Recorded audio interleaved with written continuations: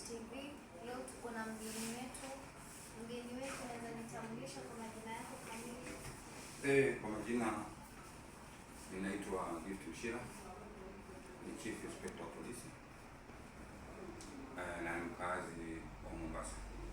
Leo tuko hapa kuongelea swala la Ebola. Ebola ilipoanzia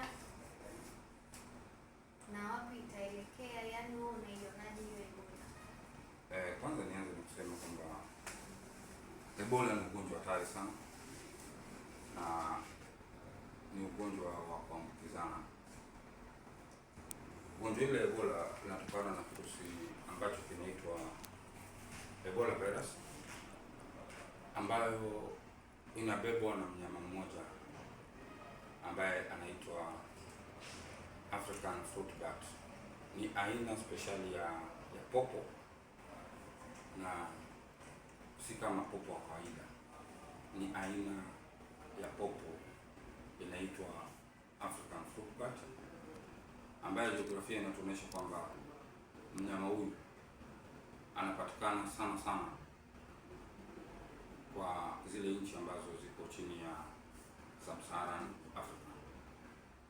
Hizo nchi zikiwemo Nigeria, Ghana, DRC Congo, Uganda, Kenya, Tanzania, Zambia na hata South Africa.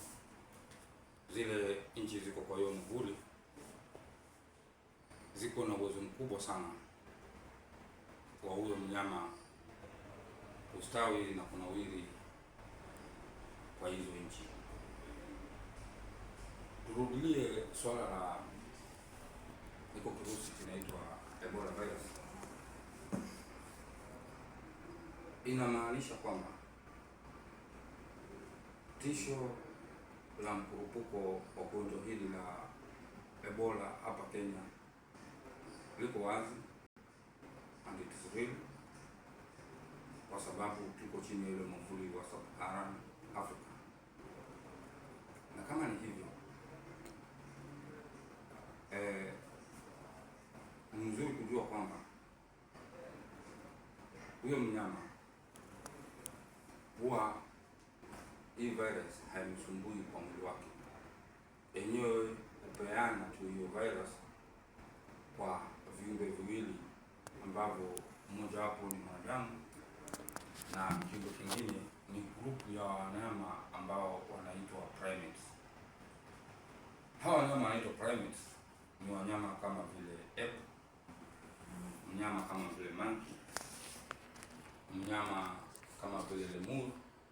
Lakini lemur hapatikani sana sana kwa hizi nchi nimetaja za Sub-Saharan Africa, anapatikana pale Madagascar. Na kuna mnyama mmoja anaitwa Tarsius. Huyo naye ni aina ya primate ambaye anapatikana kule Philippines.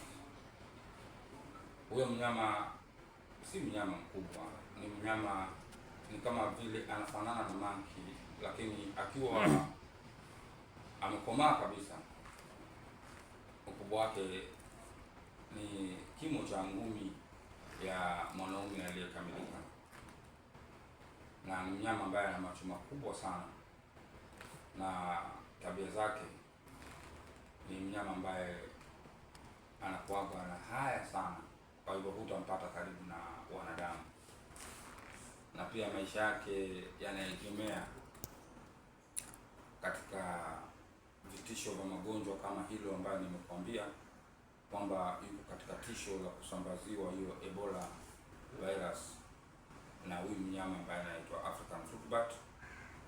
Na pia maisha yake, kwanza kwa huyo tese ya mwanaume, ni mnyama ambaye endapo atafanya ngono, hapo maisha yake yatakuwa yamepotea. Hiyo tutaongelea siku nyingine. Tumeshafahamu kwamba hii virus inatoka kwa mnyama, inaingilia primates na mwanadamu. Sasa basi, mkurupuko unatufikiaje? Mkurupuko huu wa hili gonjwa linaitwa Ebola husambazwa through body contacts, blood contact, kinyesi cha mwenye amekuwa affected na any other property ambayo mwenye amekuwa affected amegusa akawacha any body fluid. So if you get in contact with such body fluid, utakuwa umeambukizwa hiki kirusi.